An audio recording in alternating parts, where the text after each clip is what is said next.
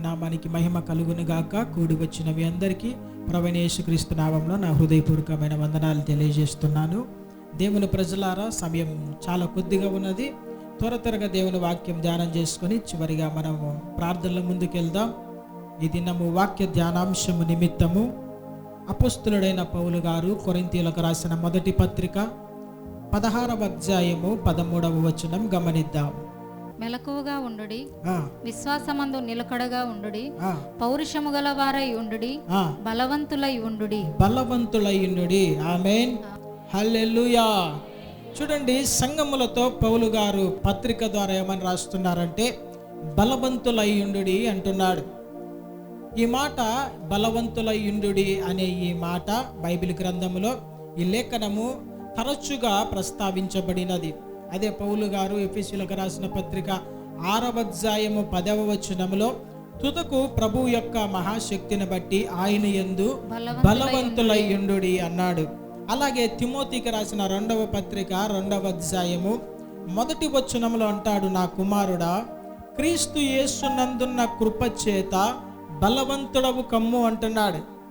ఇక్కడ 3 చోట్ల మనము చూస్తున్నాము పౌలు గారు 3 పత్రికలలో కూడా కొరింథీయులకు, ఎఫెసీయులకు, అలాగే తిమోతికి రాసిన 2వ పత్రికలో బలవంతుడై ఉండుడి అనే మాట రాస్తున్నారు. దేవుని ప్రజలారా, ఇది శరీర సంబంధమైన బలమును గురించి రాసిన మాట కాదు.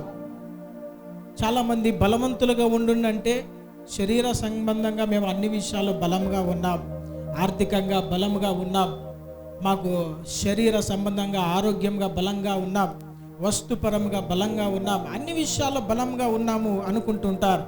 కానీ దైవజనుడు శరీర సంబంధమైన బలమును గురించి అక్కడ రాయటం లేదు. ఆధ్యాత్మికమైన బలము కోసము సంఘాలతో పౌలు గారు రాస్తూ ఉన్నారు. ఏంటి ఈ బలము? సాతాను ఎదిరించుటకు శక్తిమంతులై బలవంతులై ఉండుడి, పరిచర్య నిబ్బరముగా చేయుటకు, స్థిరముగా చేయుటకు బలవంతులై ఉండుడి, ప్రార్థించుటకు బలవంతులై ఉండుడి. అదేవిధంగా మనం చూస్తే విశ్వాస జీవితంలో బలము కలిగి, స్థిరము కలిగి, కదలని వారుగా ఉండుడి అని అనేక సార్లు పౌలు గారు సంఘాలను హెచ్చరిస్తూ ఉంటారు. నా దేవుని ప్రజలారా, ఈ దినము మన వాక్య ధ్యానాంశము బలవంతులై ఉండుడి అనే అంశము మనం ధ్యానం చేద్దాం. అయితే ఈ విధమైన ఆత్మ బలము మనం ఏ విధముగా పొందుకోగలము అనే విషయంలో 3 విషయాలు చెప్పి నేను ముగిస్తాను. ఒక వ్యక్తి ఆత్మ సంబంధమైన బలము ఏ విధముగా పొందుకుంటాడు అని మనం గమనిస్తే, మొట్టమొదటగా దేవుని నమ్ముకొనుట ద్వారా మనము బలము పొందుకుంటాము. బైబిల్ గ్రంథములో నుండి జకరియా గ్రంథము 12వ అధ్యాయము 5వ వచనం గమనిద్దాం. అప్పుడు యెరూషలేములోని అధికారులు యెరూషలేము నివాసులు తమ దేవుడైన యెహోవాను నమ్ముకొనుట వలన మాకు బలము కలుగుచున్నదని తమ హృదయమందు చెప్పుకొందురు. ఆమేన్, హల్లెలూయా. చాలా మంది మీలో బలహీనంగా ఉన్నారు, బయటికి బాగా ఉన్నారు, కానీ ఆత్మీయంగా ఎలాంటి బలము లేదు. అందుకనే ఈ దినం మీరు బలము పొందాలని దేవుడు మాట్లాడుతున్నాడు. మీ బలహీనత అంతా పోవాలి. మొట్టమొదటగా ఆయన అంటున్నాడు, తమ దేవుడైన యెహోవాను నమ్ముకొనుట వలన మాకు బలము కలుగుచున్నదని ప్రజలు హృదయములు అనుకుంటారంట. ఎందుకు దేవుడు ఈ మాట రాస్తున్నాడంటే, ఆ దినాలలో దేవుని ప్రజల గురించిన దేవోక్తి అక్కడ రాస్తూ 12వ అధ్యాయం 1 నుండి 5 వచనాలలో చాలా విషయాలు దేవుడు రాస్తాడు.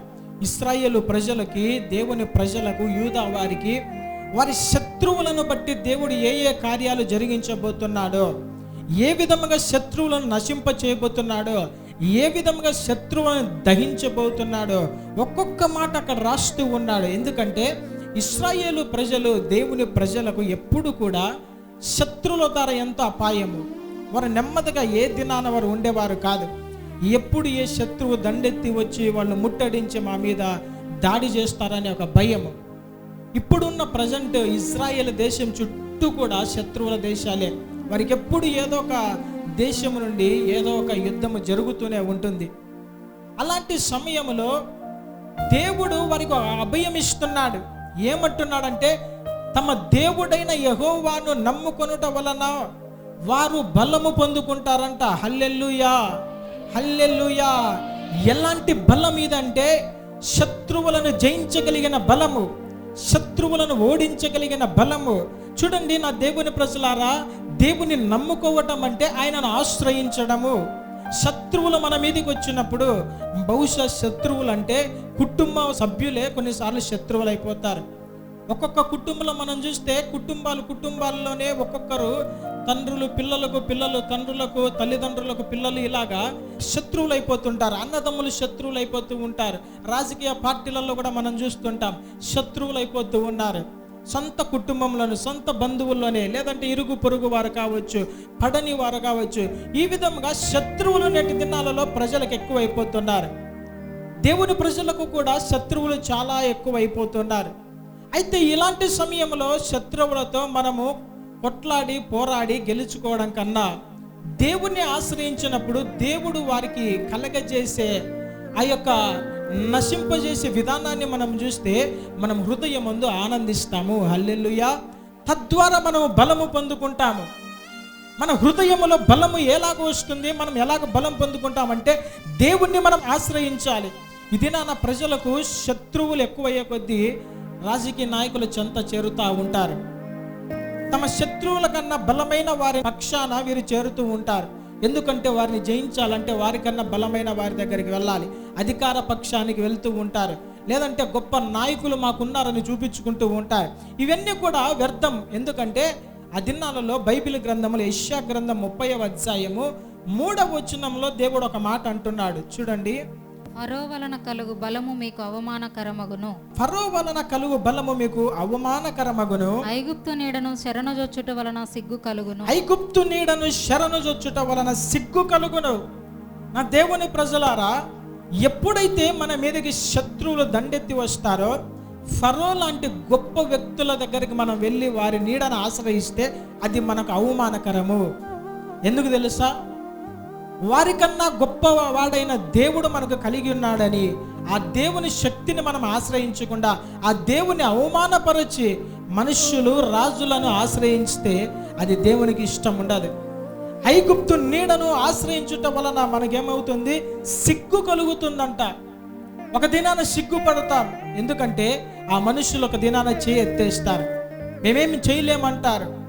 ఆ సమయంలో నిజముగా మనల్ని విడిపించగలిగిన దేవుణ్ణి మనం మొర్ర పెట్టలేదు కాబట్టి మన హృదయంలో మనం సిగ్గు నొందుతామంట.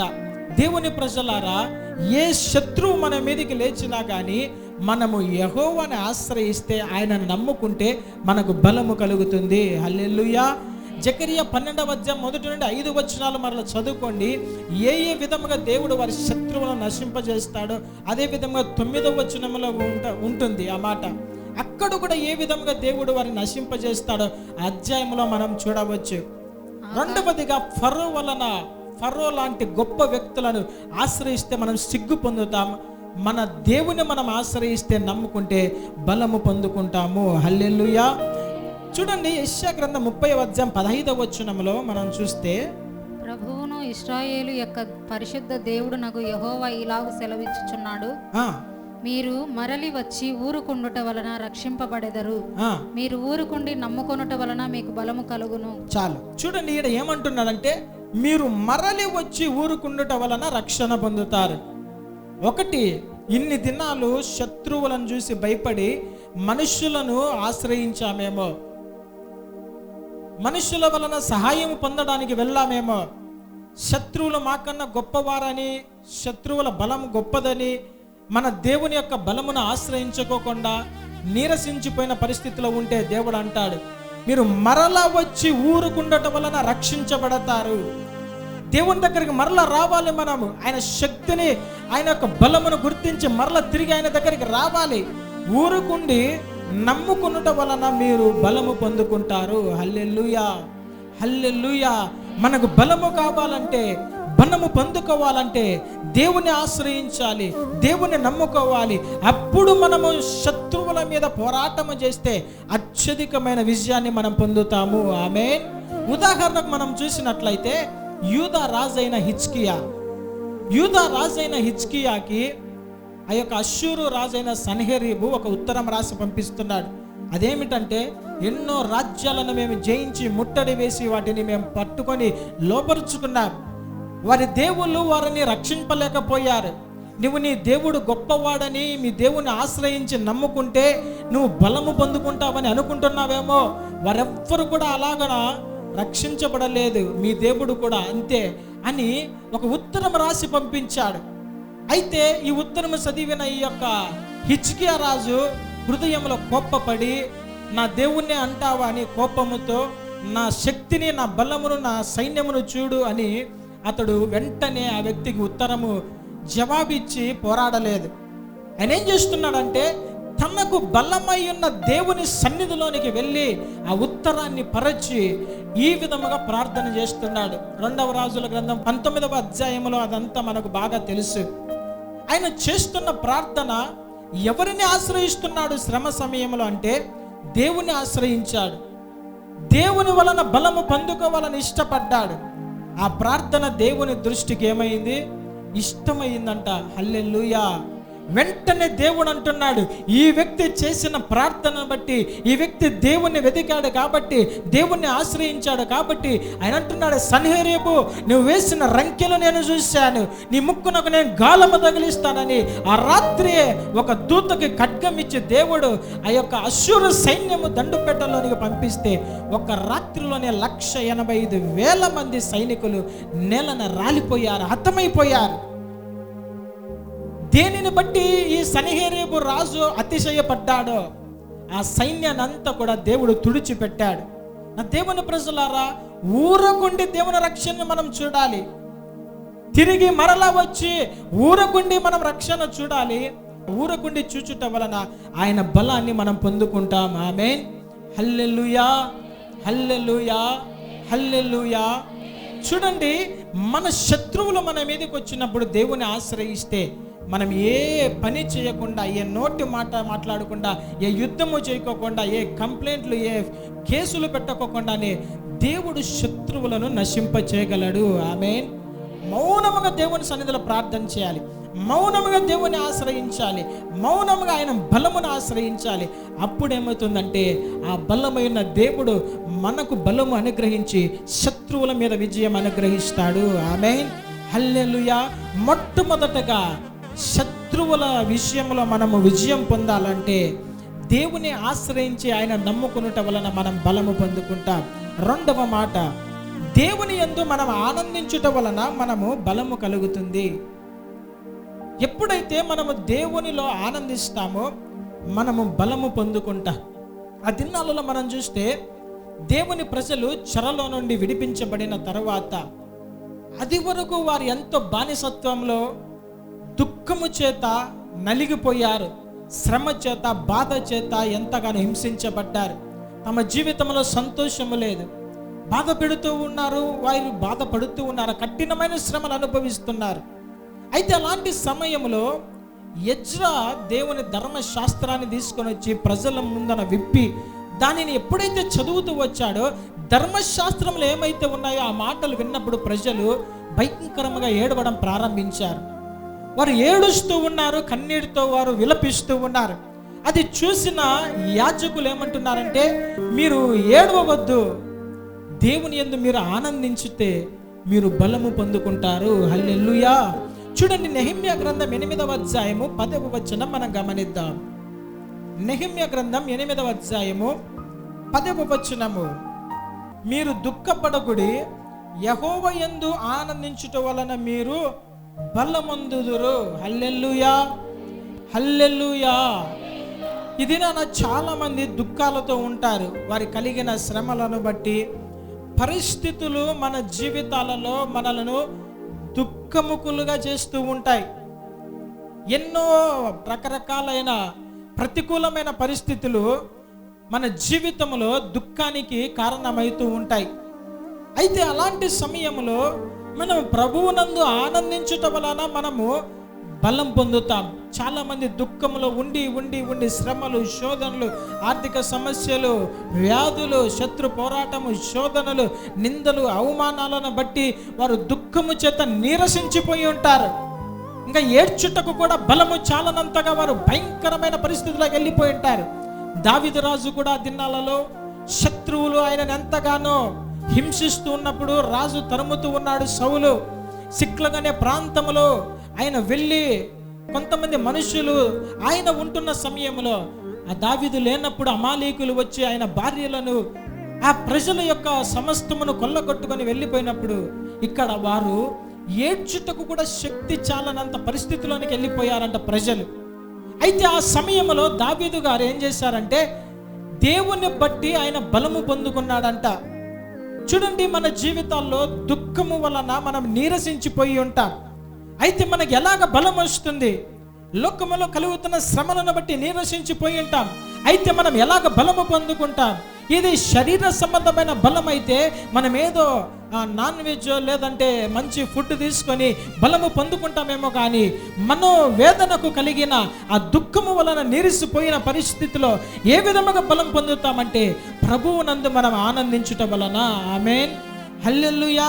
ఎప్పుడైతే నువ్వు దేవుని సన్నిధిలో ఆనందిస్తావో నాకు ఉన్న శ్రమలన్నిటిని కూడా నా దేవుడు తప్పకుండా తొలగిస్తాడు, ఆ శ్రమల నుండి బయటకు తీసుకొని వస్తాడు అని హృదయపూర్వకంగా నువ్వు ఆయన మీద ఆనుకొని ఆనందిస్తావో తప్పకుండా దేవుడు ఆ శ్రమలన్నిటిలోని విడిపించి నిన్ను బలపరుస్తాడు. ఆమేన్. ఇది నూతన నిబంధనలో కూడా చెప్పబడి ఉన్నది. ఏమని చెప్పబడింది? నూతన నిబంధనలో కూడా చెప్పబడి ఉన్నది. ఫిలిప్పీలకు రాసిన పత్రిక 4వ అధ్యాయము 4వ వచనంలో పౌలు గారు అంటారు, ఎల్లప్పుడూ ప్రభువునందు ఆనందించుడి, ఎల్లప్పుడూ ప్రభువునందు ఆనందించుడి, మరలా చెప్పుదును ఆనందించుడి, మరలా చెప్పుదును ఆనందించుడి. ఆమేన్, హల్లెలూయా. మీ జీవితంలో మీకు బలము లేకపోవట కారణం ఏంటంటే ప్రభువునందు మనం ఆనందించలేకపోవడం వల్లనే. నిజముగా దేవుని సన్నిధికి వస్తున్నాము కానీ దేవుని సన్నిధిలో ఉన్న ఆ యొక్క ఆనందాన్ని మనం పొందుకోలేకపోతున్నాము, మనము బలము పొందుకోలేకపోతున్నాం. దేవుని సన్నిధిలో మనము ఆనందించకపోవడానికి గల కారణం ఏమిటంటే రకరకాల కారణాలు ఉంటాయి. రకరకాల కారణాలు. కొంతమంది సిగ్గు ద్వారా, కొంతమంది ఏం చేస్తారంటే వారి హోదాను బట్టి, కొంతమంది తమ యొక్క ఆస్తులను బట్టి, తమకున్న డిగ్నిటీని బట్టి దేవుని సన్నిధిలో ఆనందించలేకపోతూ ఉంటారు. అయితే నీవు నిజముగా దేవుని సన్నిధిలో ఆనందించలేకపోతే నువ్వు బలాన్ని పొందుకోలేవు. దేవుని సన్నిధిలో ఎప్పుడైతే నువ్వు ఆత్మతో సత్యముతో ఆయనను ఆరాధిస్తావో దేవుని బలము మన మీదకి వస్తుంది. ఆమేన్. దేవుని సన్నిధిలో మనం గడిపితే దేవుని బలము చేత నింపబడతాం. ఆ దినాలలో యేసుక్రీస్తు ప్రభువుల వారు తన పరిచర్యకు ప్రారంభం కంటే ముందు 40 రాత్రింపగళ్ళు ఆయన ఉపవాస ప్రార్థనలో దేవుని సన్నిధిలో గడిపాడు, ప్రార్థనలో గడిపాడు, ఉపవాసములో. అదైన వెంటనే శోధన ఎదుర్కొన్న తర్వాత ఆయన గలిలయలోకి ఆత్మ బలముతో అడుగు పెట్టాడంట. హల్లెలూయా. నీ ఆత్మలో అంతరంగ పురుషుడు బలపరచబడాలంటే దేవుని సన్నిధిలోనే నువ్వు ఆనందించాలి. లోకములో ఎక్కడో కనబడుతున్న ఆనందం కోసము, వినోదాల కోసము, లోకంలో కనబడుతున్న సమస్తమైన వాటి వెంట పరిగెడతావు కానీ అది శాశ్వతమైన ఆనందము కాదు. ఒక క్రైస్తవుడు ఆనందించదగిన ఆనందము వినోదము కాదు. చాలామంది దినాలలో తమ దుఃఖాలను మడిచిపోవాలని సినిమాలు చూస్తూ ఉంటారు, కామెడీ ప్రోగ్రామ్స్ చూస్తూ ఉంటారు, జోకులు చూస్తూ ఉంటారు, రీల్స్ చూస్తుంటారు. ఇవంతా కూడా తాత్కాలికమే. అదైన వెంటనే మరల హృదయంలో భయంకరమైన వేదన, ఎక్కడో ఒక హృదయ అంతరంగంలో ఒక మూలన ఆ వేదన అనేది అలాగే ఉంటుంది. అయితే నిజముగా హృదయ భారం అంతా కూడా తొలగిపోయి నువ్వు దేవునిలో బలము పొందుకోవాలి, అంతరంగ పురుషుడు బలము పొందుకోవాలంటే ప్రభువునందు నువ్వు ఆనందిస్తేనే నిజమైన బలము నువ్వు పొందుకోగలవు. ఆమేన్, హల్లెలూయా. ఏ వ్యక్తి అయితే దేవుని సన్నిధిలో గడపడము ద్వారా, ఆరాధించుట ద్వారా, వాక్యము ధ్యానించుట ద్వారా, ప్రార్థించుట ద్వారా, దేవుని సహవాసం కలిగి ఉండటం ద్వారా, పరిశుద్ధుల సహవాసం కలిగి ఉండటం ద్వారా పొందుకున్న ఆ ఆనందము తన జీవితంలో బలముగా మార్చబడుతుంది. ఆమేన్. అది దేవుని సన్నిధిలో ఆనందించుట వల్లనే మనకు బలము కలిగి ఉంటుంది. చాలామంది అంతరంగ పురుషులలో బలహీన పడిపోయి ఉంటారు. ఎందుకంటే వారికి ఆధ్యాత్మికమైన సన్నిధి, దేవుని సన్నిధి సహవాసం అనేది ఉండదు, దేవునిలో గడిపే అనుభవం ఉండదు. ఎందుకంటే వారి జీవితాలలో బిజీ పనులు, రకరకాల ఐహిక విచారాలు, వాటన్నిటి వెంట పరిగెడుతూ దేవుని నిర్లక్ష్యం చేస్తుంటారు, దేవుని సన్నిధిని నిర్లక్ష్యం చేస్తుంటారు. అయితే పౌలు గారు అంటారు, ఆనందించుడి, ప్రభువునందు ఆనందించుడి. నేను మరలా చెప్తున్నాను, లోక సంబంధమైన వినోదాలలో, విందులలో, పార్టీలలో, ఫంక్షన్లలో కాదు, దేవుని సన్నిధిలో నిజంగా హృదయపూర్వకంగా నువ్వు ఆనందించగలిగినట్లయితే నీవు ఆత్మలో బలము పొందుకుంటావు. ఆమేన్, హల్లెలూయా. మూడవ మాట, యెహోవా కొరకు ఎదురు చూచుట ద్వారా మనకు బలము కలుగుతుంది. ఎదురు చూడడం అంటే విశ్వసించడము, నిరీక్షించడము, కనిపెట్టడము, ఓపికతో దానిని అపేక్షించడము. యెహోవా కొరకు ఎదురు చూడడం అంటే చాలా మంది అనుకుంటారు దేవుని రాకడ కోసం ఎదురు చూడడం అనుకుంటారు. అది కాదు. దేవుడు మన జీవితాలలో చేసే కార్యాలను ఓర్పుతో, సహనముతో వాటిని మనము విశ్వసించడం అంతే. బైబిల్ గ్రంథంలో యెషయా గ్రంథము 40వ అధ్యాయం 31వ వచనంలో ఒక మాట, యెహోవా కొరకు ఎదురు చూచువారు, యెహోవా కొరకు ఎదురు చూచువారు నూతన బలము పొందుదురు, నూతన బలము పొందుదురు. హల్లెలూయా. ఎలాంటి బలం పొందుతారంటే నూతన బలం. ఎలాంటి బలం అంటే పక్షిరాజు వంటి ఏమైనా బలం. పక్షిరాజు తన జీవితంలో ఒకానొక సమయానికి వెళ్ళిన తరువాత తన శరీరములో ఈకలన్నీ కూడా ఊడిపోతాయి. అది ఎత్తైన ఒక ప్రదేశానికి ఎవ్వరు చేరుకోలేనంత ప్రదేశంలో కూర్చొని తన సొంత ముక్కుతోనే, నోటితోనే ఈకలన్నీ పెరికి వేసుకుంటుంది. తన యొక్క ముక్కుని అది నేలకేసి కొట్టుకొని ఆ ముక్కుని పీకేసుకుంటుంది. తన శరీరంలో ఈకలు పోయిన తర్వాత రక్తం అంతా బయటకు వచ్చేస్తుంది. అది చివరికి మరణ వ్యవస్థ వరకు వెళ్ళిపోయిన తర్వాత చిన్నగా అది మరలా తన యొక్క బలాన్ని పుంజుకుంటూ ఉంటుంది. అది ఎలాంటి బలం తెలుసా? మరలా యవ్వన బలాన్ని పొందుకుంటుంది. ఇదే విధముగా బైబిల్ గ్రంథం సెలవిస్తుంది, ఎవరైతే దేవుని కోసం కనిపెట్టుకుని ఉంటారో వారు నూతన బలాన్ని పొందుకుంటారు. హల్లెలూయా, హల్లెలూయా. ఈ బలం ఎలాంటిదంటే పక్షి రాజు వంటి ఏమైనా బలము. ఈ భూలోకములో మనం చూస్తే ఆ యొక్క గాలిలో తిరిగే పక్షులన్నిటికన్నా గొప్ప పక్షి ఏంటంటే ఈ పక్షి రాజు. ఇది అన్నిటికన్నా ఉన్నతమైన ఎత్తులో ఎగురుతుంది. ఆకాశంలో ఉన్న మేఘాలని ఛేదించుకొని పైన ఒక ప్రశాంతమైన వాతావరణంలో అది రెక్కలు చాపుకొని విహరిస్తూ ఉంటుంది. ఈ గాలి, ఈ కెరటాలు, ఈ యొక్క సమస్యలు, పోరాటాలు ఇవన్నిటికన్నా ఎత్తున వెళ్ళేది రెక్కలు చాచి అది ఎంతగానో విహరిస్తూ ఉంటుంది. ఎట్లా వచ్చింది దీనికి ఇంత బలము తెలుసా? ఈ బలము ఒకానొక సమయంలో తన శక్తిని కోల్పోయిన తర్వాత మరలా అది నూతన యవ్వన బలం పొందుకున్నది. ఆమేన్. మన జీవితంలో చాలా మంది జీవితాలలో తమ జీవితంలో కార్యాలు ఆలస్యమైనప్పుడు, ఇక నా జీవితంలో కార్యాలు జరగవేమో, ఇక మా జీవితము చాలించుకోవాలేమో, ఇంకా ఎదురుగా ఏ యొక్క దూరాన ఎలాంటి ఒడ్డు కనపడలేని నిరాశ పరిస్థితిలో జీవితం అయిపోయింది అనుకుంటూ ఉంటారు. అయితే అలాంటి పరిస్థితిలో ఎప్పుడైతే నువ్వు దేవుని ఆశ్రయిస్తావో, యెహోవా కోసం కనిపెట్టుకుంటావో, నీ జీవితంలో ఆయన దాచి ఉంచిన మేలు కోసము, బహుమానం కోసం నువ్వు ఎప్పుడైతే కనిపెట్టు ఓపికతో విశ్వాసముతో ఉంటావో నూతన బలమును పొందుకోగలవు. ఆమేన్, హల్లెలూయా. ఉదాహరణకు అబ్రహామును దేవుడు పిలిచినప్పుడు 75 సంవత్సరాల వాడు ఉన్నప్పుడు దేవుడు అతన్ని పిలిచాడు. 75 సంవత్సరాలు అంటే అప్పటికే అది వృద్ధాప్యం. అతనికి పిల్లలు లేరు. దేవుడు అంటాడు, అబ్రహామును బయటికి పిలిచిన తర్వాత నిన్ను ఆశీర్వదిస్తా, నీ తండ్రింటిని, నీ స్వజనులు, నీ ఊరిని అన్నిటిని కూడా విడిచిపెట్టు, నేను చూపించు ప్రదేశానికి వెళ్ళు, అక్కడ నీ సంతానాన్ని ఆకాశ నక్షత్రములుగా, సముద్ర తీరమంతని ఇసుక రేణువులుగా నేను మారుస్తాను, నీ సంతానం వల్ల అనేక జనములు ఆశీర్వదించబడతారు అని ఈ విధముగా ఆయనతో నిబంధన చేస్తాడు. సరే అని ఈ వృద్ధాప్యములో ఉన్న ఈ అబ్రహాము గారు బయటికి వస్తాడు. వచ్చిన తర్వాత ఇంకా దేవుడు వాగ్దానం చేశాడు కదా అని 76వ సంవత్సరంలో దేవుని నిందించలేదు. పోయిన సంవత్సరం ఈ సమయానికి చెప్పావు కదా పిల్లలు ఏరి అని చెప్పలేదు. కనీసం ఒక్కరిని కూడా ఇవ్వలేదు. ఎక్కడ ఆకాశ నక్షత్రాలు, ఎక్కడ ఇసుక రేణువులు అని చెప్పలేదు, నిందించలేదు, దూషించలేదు. ఆయన 24 సంవత్సరాలు నిరీక్షించాడు, విశ్వసించాడు. 24 సంవత్సరాలు నిరీక్షించిన తర్వాత దేవుని దూతలు చెప్తారు, రేపటి ఈ సమయానికి శారా యొక్క ఒడిలో ఒక కుమారుడు ఉంటాడు అని చెప్పినప్పుడు 99వ సంవత్సరములో అబ్రహాముకు ఆ వాగ్దానం చేశారు. 100 సంవత్సరాలప్పుడు అబ్రహాముకు ఒక కుమారుడు దేవుడిచ్చాడు, అతడే ఇస్సాకు. హల్లెలూయా, హల్లెలూయా. యెహోవా కొరకు ఎదురు చూచువారు నూతన బలము. 75 సంవత్సరాలలో బలం ఉండదు. ఆ మాట మనం చూస్తే రోమీయులకు రాసిన పత్రిక 4వ అధ్యాయము 20-21 వచనాలు చదువుదాం. అవిశ్వాసము వలన దేవుని వాగ్దానమును గూర్చి సందేహింపక, అవిశ్వాసం వలన దేవుని వాగ్దానము గురించి సందేహింపక, దేవుని మహిమపరచి ఆయన వాగ్దానము చేసిన దానిని నెరవేర్చుటకు సమర్థుడని రూఢిగా విశ్వసించి విశ్వాసము వలన బలము నొందెను. హల్లెలూయా. ఏ విధముగా అబ్రహాము గారు బలము పొందారంటే విశ్వాసము ద్వారా. వాగ్దానము చేసిన దేవుడు నమ్మదగిన వాడు. ఆయన ఏదైతే వాగ్దానం చేస్తాడో దానిని ఇచ్చుటకు సమర్థుడని ఆయన విశ్వాసం ద్వారా బలము పొందుకున్నాడంట. నా దేవుని ప్రజలారా, మన జీవితాలలో కూడా దేవుడు మనతో వాగ్దానాలు చేసి ఉంటాడు.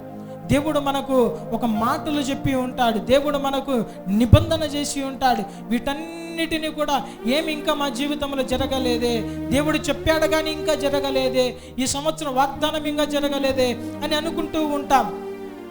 అయితే విశ్వసించినది మనము పొందుకోవాలంటే నిరీక్షణ మనకు కావాలి. అబ్రహాము గారు విశ్వాసము ద్వారా 25 సంవత్సరాలు ఓపికతో కనిపెట్టుకున్న తర్వాత అదే విశ్వాసము ద్వారా బలము పొందుకున్నాడు. హల్లెలూయా, హల్లెలూయా.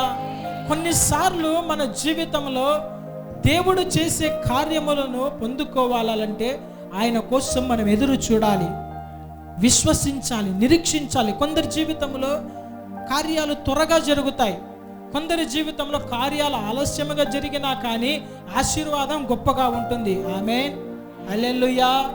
అబ్రహాముతో దేవుడు చేసిన నిబంధన ఆకాశ నక్షత్రములు, సముద్ర తీరము వంటి ఆ జన సమూహాన్ని అబ్రహాముకు దేవుడు దయచేశాడు. అది స్థిరమైన ఆశీర్వాదాన్ని అబ్రహాము గారు విశ్వాసం ద్వారా పొందుకున్నాడు. అక్కడ ఏమంటుందంటే అవిశ్వాసం వలన దేవుని వాగ్దానం గురించి సందేహింపక. చూడండి, కొంతమందికి దేవుడు ఏదైనా ఒకటి చేస్తాను అని చెప్పినప్పుడు ఇంకా జరగనప్పుడు దేవుని సందేహిస్తూ ఉంటారు, దేవుని నిందిస్తూ ఉంటాడు. నాకేం చేశావు, ఎందుకు ఇలాగ జరిగింది, ఏమి ఇంకా ఆశీర్వాదం ఆలస్యమైపోయింది, మేము కష్టపడుతూ చూస్తూనే ఉన్నారు కదా అని దేవుని మీద సన్నగడము, దేవుని మీద బాధపడము చాలా మంది జీవితాలలో అందరూ కూడా అనుభవించి ఉంటారు. అయితే నీ విశ్వాసము పరీక్షించబడుతున్న సమయంలో సందేహము చేత నీవు ఎప్పుడైతే ఆ వాగ్దానం గురించి దేవుని సందేహించి ఆ వాగ్దానాన్ని పొందుకోకపోవటం కంటే విశ్వసించి విశ్వాసము వలన బలము పొంది వాగ్దానాన్ని పొందుకోవడమే చాలా ఉత్తమము. హల్లెలూయా, హల్లెలూయా. నా దేవుని ప్రజలారా, యెహోవా కోసము నిరీక్షించేవారు, ఎదురు చూసేవారు నూతన బలము పొందుకుంటారు. ఆమేన్, హల్లెలూయా. వృద్ధాప్యంలో ఉన్న అబ్రహాము గారు ఏ విధముగా అయితే బలము పొందుకున్నారో విశ్వాసము ద్వారా మన జీవితాలలో ఈ దినము విశ్వాసములో స్థిరపడాలి, బలపడాలి, దినము విశ్వాసంలో అభివృద్ధి పొందాలి. మనం వేటినైతే పొందుకోవాలని ఆశిస్తున్నామో వాటి కోసము నిరీక్షించాలి, కనిపెట్టాలి, ఎదురు చూడాలి. వాటిని పొందుకునేంత వరకు ఆ నిరీక్షణ మనలో మనం కోల్పోకూడదు. వాగ్దానం చేసిన దేవుడు నమ్మదగిన వాడు. ఏ సమయంలో నీకు కావాలో, ఏ సమయంలో ఏ అవసరత నీకు తీర్చాలో పరమ తండ్రి సమస్తం ఎరిగి ఉన్నాడు. కాబట్టి ప్రస్తుతం నువ్వు వేటినైతే నిరీక్షిస్తున్నావో దానిని పొందకపోవటాన్ని బట్టి దేవుని మీద సనగక గొనగక విశ్వసించి దానిని పొందుకొని నూతన బలము పొందుకోవాలని ప్రభు పేరట మనవి చేస్తున్నాను. నా దేవుని ప్రజలారా, విశ్వాసంలో మనం బలవంతులై ఉండాలంటే ఒకటి, దేవునిని ఆశ్రయించి ఆయన నమ్ముకుంటే మనం బలము పొందుకుంటాం. రెండవది, యెహోవా యందు ఆనందించుట వలన, ఆయన సన్నిధిని మనం అనుభవించుట వలన మనము బలము పొందుకుంటాం. మూడవది, ఆయన కొరకు మనం ఎదురు చూచుట వలన, విశ్వసించుట వలన మనము నూతన బలమును పొందుకుంటాము. ఆమేన్, హల్లెలూయా. ఈ విధముగా దేవుడు మనల్ని బలపరుచునుగాక. ఆమేన్. అందరూ కూడా మీరున్న స్థలాలలో తలలు వంచి కళ్ళు మూసుకున్నట్లయితే ప్రార్థన చేసుకుందాం. స్తోత్రం.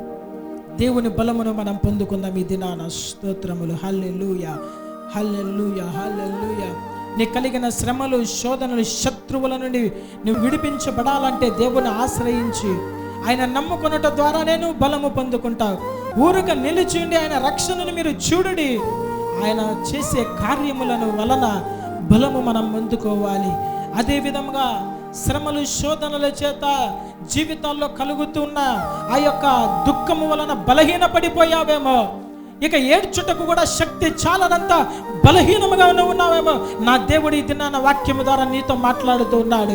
నీవు ఎప్పుడైతే దేవుని సన్నిధిలో గడుపుతావో, ఆయన యందు నువ్వు ఆనందిస్తావో, నీవు బలమును పొందుకోబోతున్నావు. నిత్యము దేవుని సన్నిధిలో నువ్వు ఉండాలి, దేవుని సన్నిధిని అనుభవిస్తూ ఉండాలి. ప్రార్థన, వాక్య ధ్యానము, స్తుతి, ఆరాధన, పరిశుద్ధుల సహవాసము ద్వారా నువ్వు ఎప్పుడైతే బలపరచబడతావో, నా దేవుడు నీకు మరలా బలము దయచేయబోతున్నాడు. మూడవదిగా, నువ్వెప్పుడైతే విశ్వసించి ఆయన కోసం ఎదురు చూస్తావో, నువ్వు తప్పకోకుండా బలము పొందుకోబోతున్నావు. విశ్వాసము ద్వారా వాగ్దానాన్ని పొందుకొని నువ్వు బలపరచబడబోతున్నావు. ప్రార్థన చేద్దాం. స్తోత్రం, స్తోత్రం. హల్లెలూయా, హల్లెలూయా, హల్లెలూయా, హల్లెలూయా, హల్లెలూయా. స్తోత్రం, స్తోత్రం. అందరూ కూడా ప్రార్థన చేయండి, ప్రార్థన చేయండి. అయ్యా, నా విశ్వాసాన్ని బలపరచండి, నన్ను బలపరచండి. ఆధ్యాత్మికంగా నేను బలహీన పడిపోయానయ్యా. లోకమును, లోకాశల్లో పడి ఆత్మీయ జీవితంలో నేను బలహీన పడిపోయాను. అంచె దినములో బలవంతుడైన సాతాన్ని ఎదిరించడానికి శక్తి లేదు ప్రభువా. అయ్యా, ప్రతి చిన్న విషయానికి నేను బలహీన పడిపోతున్నాను. నిన్ను నమ్ముకొని, నిన్ను ఆశ్రయించి, నీలో ఆనందించి, నీ కొరకు ఎదురు చూచి, అయ్యా, నేను బలముని దినాన పొందుకోవాలి. నన్ను బలపరచని తండ్రి. చేద్దాం ప్రార్థన. ఆయన బలమును మనం పొందుకుంటే మనల్ని ఏది కూడా అధిగమించలేదు. ఏ వ్యాధి మనల్ని అధిగమించలేదు, ఏ శత్రువు, ఏ సాతాను మనల్ని అధిగమించలేదు, ఏ ఆర్థిక సమస్యలు మనల్ని అధిగమించలేదు, ఏ శత్రు బలము మనల్ని అధిగమించలేదు. ఎందుకు? మనకు బలమై ఉన్న దేవుడు మనతో ఉన్నాడు కాబట్టి ఏవి కూడా మనల్ని లొంగదీయలేవు. స్తోత్రము, హల్లెలూయా. ప్రభువా, కనబడుచున్న ప్రతి బిడ్డను మీరు దర్శించండి. ఈ వాక్యం వీక్షిస్తున్న ప్రతి బిడ్డ నీ ఆత్మ బలము చేత నింపబడుదురు గాక. వారు ఏ బలహీనతలైతే ఉన్నారో ఆ బలహీనత అంతా కొట్టివేయబడి ఆత్మ బలము చేత నింపబడుదురు గాక. సాతాను వారిని నీరసింపజేసి, అయ్యా, వారు లేవలేని పరిస్థితిలో అగాధమనే పాపపు ఊబిలో పడివేసి ఉన్నాడేమో. నీ బలము చేత నీ బిడ్డలు తిరిగి లేపబడుదురు గాక. పక్షి రాజు వంటి యవ్వన బలముని బిడ్డలు పొందుకొందురు గాక. గొప్ప కార్యములు వారి జీవితంలో జరుగును గాక. అయ్యా, వారు ఎంతగానో నీరసించిపోయారు ప్రభువా. అయ్యా, నీ బలము వారికి దయచేయండి ప్రభువా. నీ శక్తిని వారికి దయచేయండి ప్రభువా. అయ్యా, శత్రువు సాతానుతో పోరాడి జయముందే ఒక బలముని బిడ్డలు పొందుకొందురు గాక. ప్రార్థనలో బలము కలిగిన వారై శత్రు సమూహము మీద అయ్యా విజయము పొందునంత ఆత్మ బలము, ప్రార్థన బలము నీ బిడ్డలు పొందుకొందురు గాక. అంచె దినాలలో ప్రభువా, అపాయకరమైన కాలాలలో అయ్యా నీ ప్రార్థన శక్తిని బిడ్డలకు దయచేయండి ప్రభువా. ప్రతి వారు ప్రభువా, అయ్యా నీ ఎదుట నిలబడినట్లు, అయ్యా వారి శక్తిమంతులగున్నట్లు ప్రభువా, అయ్యా వారిని ప్రభు సిద్ధము చేయండి, తయారు చేయండి. నీకు అయాసకరమైన కార్యములు, బలహీనతలు, పాపములు, రహస్య పాపములు ఏవైతే వారి జీవితాలలో వారిని బలహీనపరుస్తున్నాయో నీ రక్తము ద్వారా వారిని శుద్ధీకరించండి. పరిశుద్ధాత్మదేవ, అయ్యా నీ బిడ్డలు మీరు బలపరుస్తురండి ప్రభువా. వ్యాధిగ్రస్తులను ముట్టి తాకి స్వస్థపరచండి. అయ్యా, దురాత్మల చేత పీడించబడుచున్న వారిని ప్రభువా, అయ్యా నీ నామముల వారికి విడుదల దయచేయండి ప్రభువా. అయ్యా, నీ బిడ్డలను ప్రభువా మీ రాకడ కొరకై మీరు సిద్ధము చేయమని, మీ చిత్తమైతే మీ రాకడ ఆలస్యమైతే మరి ఒకసారి మేము కలుసుకుని నామని స్తుతించి ఘనపరిచే భాగ్యం మాకు దయచేయమని నజరేయుడైన యేసు నామములో అడిగి వేడుకుంటున్నాను తండ్రి. ఆమేన్. హల్లెలూయా. దేవుడు మిమ్మల్ని దీవించి ఆశీర్వదించును గాక. ఆమేన్.